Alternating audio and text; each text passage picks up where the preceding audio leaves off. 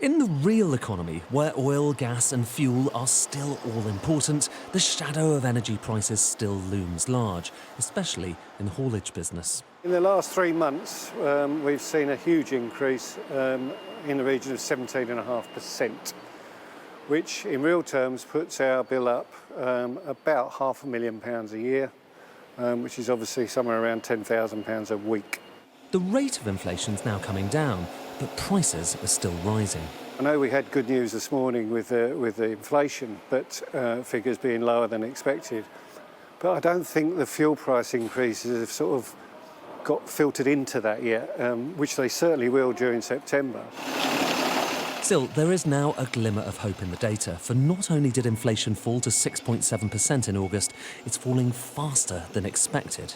You get a sense of that from this chart. The bars show you how much above or below economists' expectations inflation actually came in.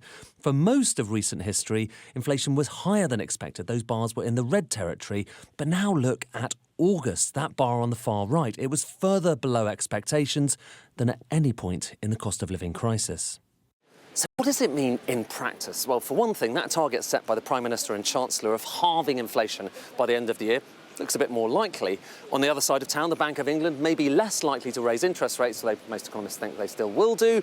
But it's worth just taking a step back here. Why is inflation falling? In part, it's because people have less money to spend. That is a recessionary signal. And that signal is coming across here in the hospitality sector. I would say people are careful with money now. They know that they're under pressure, and there's a semi-recessionary mentality without a full recession. So they are going out a bit less, spending a bit less when they're out. In short, probably a bit too early to be popping champagne corks. But with inflation now falling faster than expected, perhaps a little glass of Prosecco. Cheers. Ed Conway, Sky News.